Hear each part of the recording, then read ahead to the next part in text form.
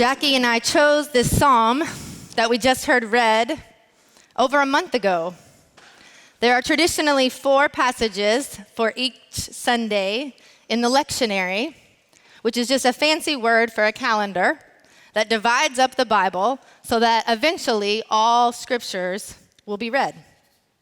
Today's lectionary included a passage in Isaiah, which is justice heavy, which would be a familiar one for us here at Middle, and also the gospel story of Jesus' baptism. But for whatever reason, we gravitated towards this passage about God's voice. As such, I truly can't believe how spot on it is with what has happened in the world just this past week. When we think about the fires in Korea and in Australia, and the earthquakes in Puerto Rico, while FEMA funds are being cut and moved to build a border wall, with missiles flying, and the passage today, the voice of the Lord is over the waters, full of majesty, breaking the cedars. The voice of the Lord flashes forth flames and shakes the wilderness. The voice of the Lord is a complex sermon topic. Have you ever heard the voice of the Lord? I mean, like really heard the voice of the Lord. How would you know? What do we know about God speaking? We know that there are several times in the Bible, around 25 to be exact, that God speaks to someone. The first time in Genesis, where God speaks to Adam and Eve in the garden, but that's the Bible. Does God still speak today? Have you ever heard God's voice? My mom has. Now, my mom is a storyteller. She's a writer, but she's also a straight shooting, no BS type of person. So imagine my surprise when she says, "Oh, there is one time that I have absolutely audibly heard God's voice." She was sick, very sick. She had gotten pertussis, commonly known as whooping cough, and had given it to her 4-year-old and her, get this, 3-month-old baby. Her husband, my father, had left just days before for a medical trip to Brazil. So if you're counting, that's as sick as a dog mother with a 3-month-old in the hospital, with a 4-year-old with life-threatening diseases, with a partner across the globe. Guarantee I was not helpful. So she laid in her bed and prayed. And she heard God, she says.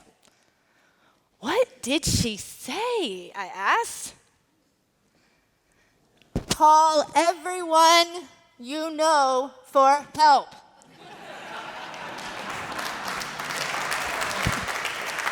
If my mom were here right now, she would tell that story exactly that way because she heard God say that to her.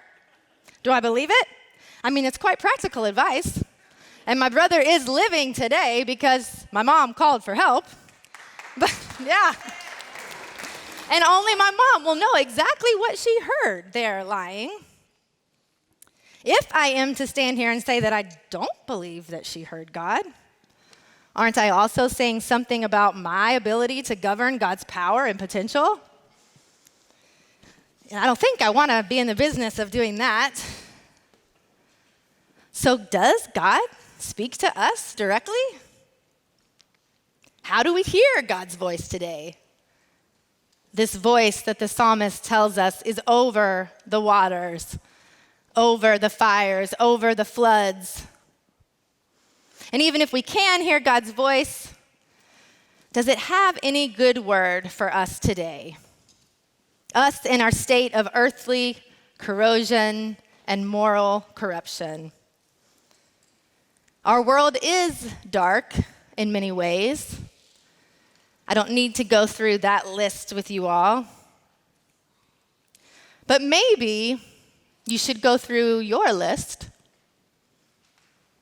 Maybe I should go through my list. Where, as our mentor, Ruby Sales says, where does it hurt? I'm going to ask you to do something with me that's a little different for a sermon, but I know you can do it. I want you to get comfortable again, like we did moments ago. Turn off the clock, turn off the phone, turn off your to-do list. Don't even think about how beautiful it is outside. And I want you to close your eyes, or otherwise situate yourself so that you can be silent and focus. And I'm going to ask you 2 questions. And after each question, we will sit and reflect and listen in silence.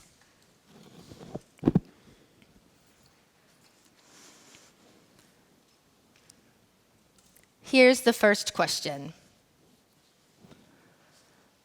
Where are you not okay?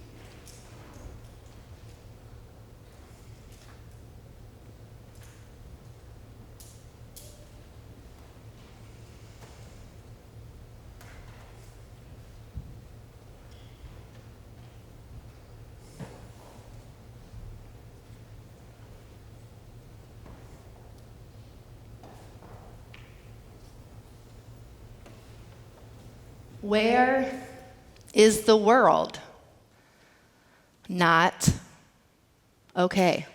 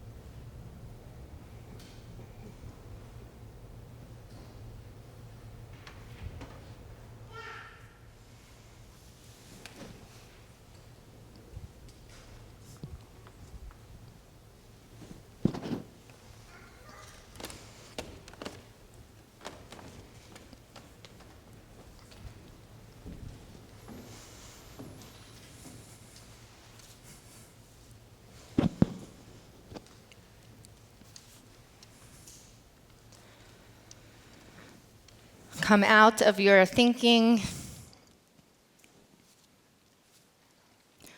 Were you able to answer those questions?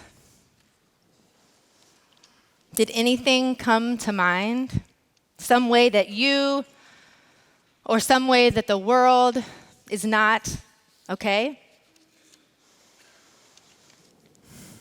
If you were, if anything came to mind, I want to tell you today that that is exactly how we know that God is still speaking. That's how we hear God. Our discontent with our not okayness of the world, of the fires, burning animals, and natural resources, of a government distracting us from a climate crisis by waging war. You being able to call up within yourself and name and not be okay with those things that we know are against God's will. Is God still speaking? That's God stirring in our souls a disconnect. The absence of our internal and collective peace and us being able to recognize that absence is God's voice. Frederick Buechner says it another way. Part of the inner world of everyone is a sense of unease. And I believe that in itself is a word from God. That this is the sound God's voice makes in a world that has explained God away. God speaks to us in God's absences. And then in those absences, in those things that we conjured up during our silence, in those disconnects, in those uneasy places that we can name, what do we do? It's there that the Spirit can work with us to impact change, to bother us enough to stir up some good trouble, to organize a peace vigil, to speak out against the larger disconnects that we see within the world. So I ask again, have you ever heard God's voice?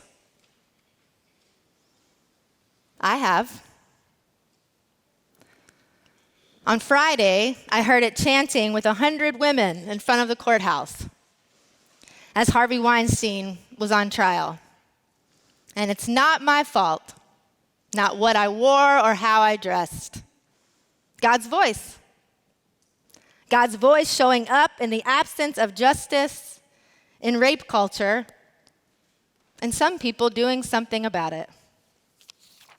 I heard it watching Genesis B and Jackie Lewis live streamed from Iowa with our partners at Vote Common Good this week. God's voice. God's voice showing up in the absence of moral values that translate to the majority of Americans in the voting booth. And some people doing something about it.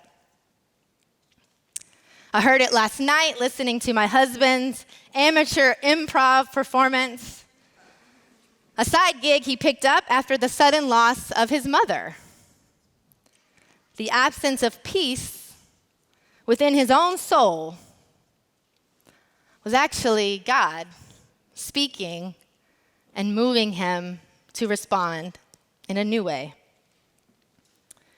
On Monday night, Middle organized and hosted a peace vigil. Many of you were here. Many of you helped and prayed. We came together to pray dangerously against rising militarism and violence all across the globe. I heard God's voice in the chorus that we sang together that night. All we are asking is to give peace a chance. All we are saying is give peace a chance.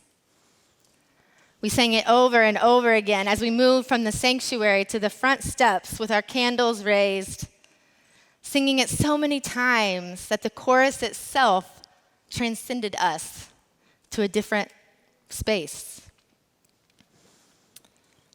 The absence of peace is God still speaking. But that wasn't the only time I really heard God's voice on Monday night. See, Mom, I heard it too. I heard it from my friend Ashley. Ashley, who I met on Instagram. It's true, you can meet people on the internet in not creepy ways. Ashley was mesmerized by seeing our daughter, Skylar, 2 years ago march down Fifth Avenue with a little sign around her neck that said, "I marched before I walked." She found me online so she could send me photos, and we've been kindred spirits ever since. She saw that we were organizing a peace vigil on Monday night, so she left work early in New Jersey and came to Middle, where actually we met for the first time in person. In my rapid response organizing, and because of the state of our city, none of the 8+ rabbis that I'd asked to be part of our interfaith prayer were able to commit. So during our interfaith prayer, a Jewish voice was glaringly missing. But as we move to the steps singing, all we are saying is give peace a chance with our candles raised. Ashley whispered in my ear, if you ever need a Jewish voice, I can do it. Actually, I do. I need one right now. Will you pray on the steps for us when we get outside? Yes, Ashley said, I will. And then Ashley prayed on the front steps of 2nd Avenue a beautiful prayer for peace in Hebrew and added to the cloud of witnesses calling for peace that night. Where is the voice of God today? How do we hear it? How do we discern it? We hear it in the lacking, in the absences. We hear it when we're able to recognize a disconnect and in the way that we are not okay with how the world is, and in various times and ebb and flows in our own lives. Yes, I heard God's voice on Monday night, audibly, in a place that was wholly unlikely to me, but 100% likely to God. Thomas Merton tells us that perhaps there is a higher kind of listening, which is not an attentiveness to some special wavelength, but a general emptiness that waits to realize the fullness of the message of God within its own apparent void. The voice of God is over the waters. The voice of God is holy splendor. The voice of God is full of majesty. The voice of God breaks the cedars. And I'll add to that refrain a little trick Wesley taught me to do, that the voice of God is in the absence of peace. The voice of God is in our trying to move through our grief. The voice of God tells us to call everyone we know for help when we need help. The voice of God is in the disconnect between the way things are and God's dreams for the world. And the voice of God is how we respond to that disconnect, which is actually, if you think about it, what living is all about. Listen, have you ever heard God's voice? Oh, she's still speaking. How do we know? Because you're here. You sense something. And because we can say together that we know that this world is not yet what it can be. And as the psalmist closes the verse, so I will close here. May the Lord give strength to God's people. May the Lord bless God's people with peace. May it be so. Amen.